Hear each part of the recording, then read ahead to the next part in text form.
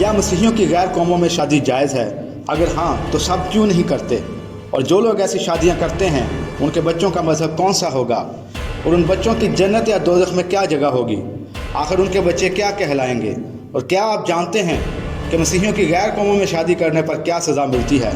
क्या बाइबल गैर अक़वाम में शादी की इजाज़त देती है? और क्या आप जानते हैं कि शमसून और सुलेमान ने वो कौन सी गलती की थी जो उनकी मौत की वजह बनी?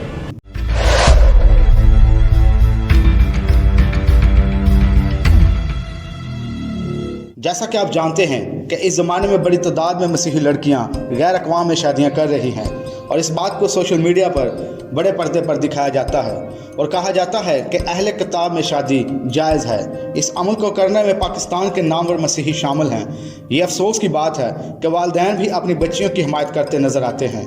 ये ज़माना आखिरत है और हर तरफ गुमराही की रूह फैल गई है। लोग अपने मफादात और ख्वाहिशात को पूरा करने के लिए खुदा के कलाम का गलत इस्तेमाल करते हैं।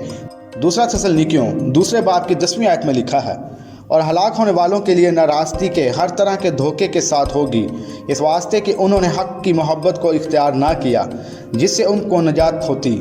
इसी सबब से खुदा उनके पास गुमराह करने वाली तासीर भेजेगा ताकि वह झूठ को सच जाने। मगर सबसे ज़्यादा ख़तरे की बात यह है कि खुदा के खादम कहलाने वाले लोग निकाह की रसूमात अंजाम देते हैं। आप ये बात जान लीजिए कि खुदा इस बात से सख्त नाराज़ है। पहला पत्रस उसके चौथे बाब की 17वीं आयत में खुदा कहता है, क्योंकि वो वक्त आ पहुंचा है कि खुदा के घर से अदालत शुरू हो, और जब हम वहीं से शुरू होगी तो उनका क्या अंजाम होगा जो खुदा की खुशखबरी को नहीं मानते। आज लोग कहते हैं कि अहले किताब में शादी करना जायज़ है।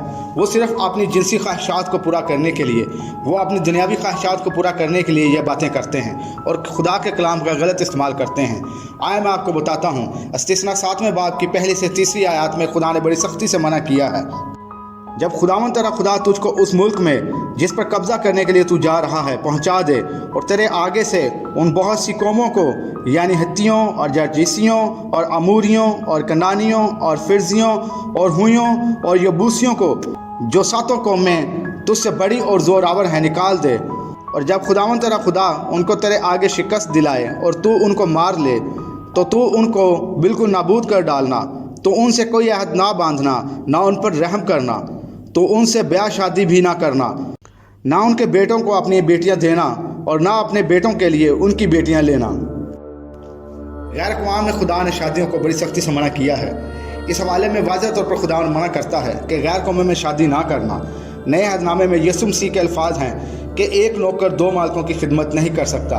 इसी तरह पौलुस रसूल दूसरे करंथियों 6 बाब उसकी 14वीं आयत में फरमाते हैं, बेईमानों के साथ ना हमवार जुए में ना जुतो, क्योंकि रास्तबाजी और बेदीनी में क्या मेल जोल, या रोशनी और तारीकी में क्या शराकत।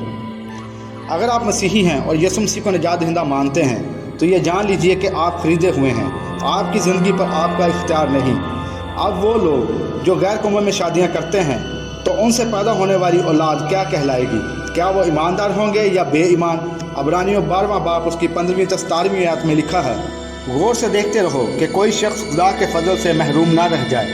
ऐसा ना हो कि कोई कड़वी जड़ फूट कर तुम्हें दुख दे और उसके सबब से अक्सर लोग नापाक हो जाएं।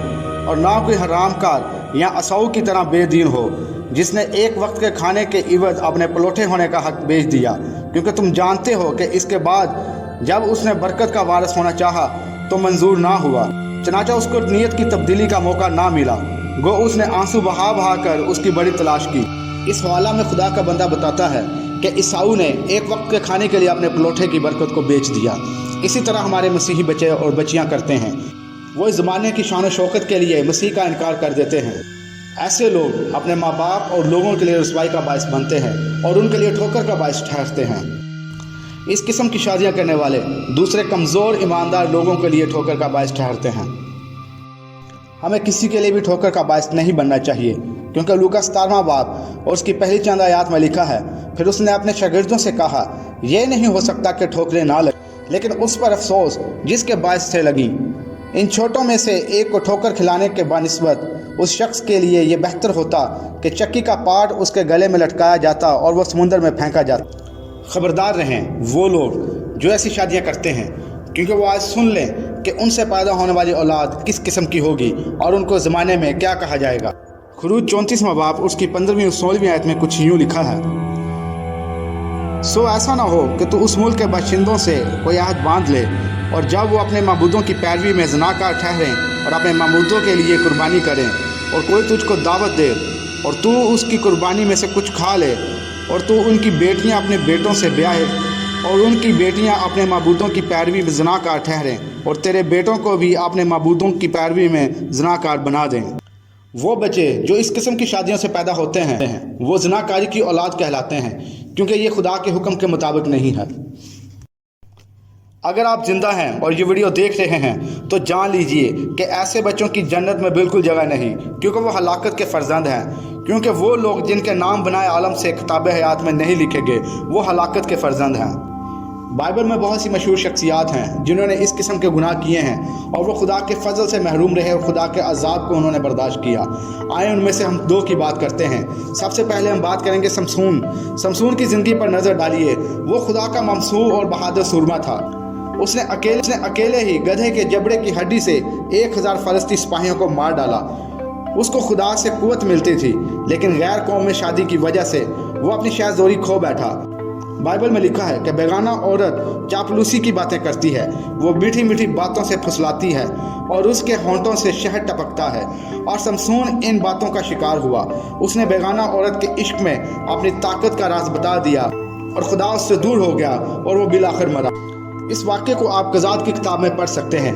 क़ज़ात 16वां बाब उसकी 4 और 5वीं आयत में कुछ यूँ लिखा, इसके बाद सोरेक की वादी में एक औरत से जिसका नाम दलैला था उसे इश्क हो गया और फ़लस्तीनियों के सरदार ने उस औरत के पास जाकर उससे कहा कि तू उसे फुसला कर दरियाफ्त कर ले कि उसकी शाहज़ोरी का भेद क्या है और हम क्यों कर उस पर गालिब आएँ, ताकि हम उसे बांध कर उसको अजियत पहुँचाएँ और हम में से हर एक 1100 चांदी के सिक्के तुझे देगा। दलैला कोई यहूदी औरत नहीं थी, बल्कि वो गैर कौम से ताल्लुक़ रखती थी। इसलिए उसने शमसून को अपनी बातों में फंसाया, उसकी शाहज़ोरी का राज जाना और उसको मरवा दिया। इसी तरह एक शख्स जिसे हिकमत के बाप का लक़ब दिया गया था, मगर सारी हिकमत और अकल दनाई के बावजूद गैर मबूदों की इबादत करने लगा। ये काम उससे उसकी बेईमान बीवियों ने करवाया था और यही इसकी ज़िंदगी का आखिर ठहरा। मैं सुलेमान बादशाह की बात कर रहा हूँ। उसे खुदा ने हिकमत से मामूर किया था। उसकी सल्तनत दुनिया की पुरअमन तरीन सल्तनत मानी जाती थी कि जब तक वो ज़िंदा रहा उसकी हुकूमत में अमन रहा। मगर बेईमान औरतों ने उसे बहकाया और खुदा की मर्ज़ी के ख़िलाफ़ काम करने लगा। ये आखिरी ज़माना है, गुमराही बुरी तरह फैल रही है।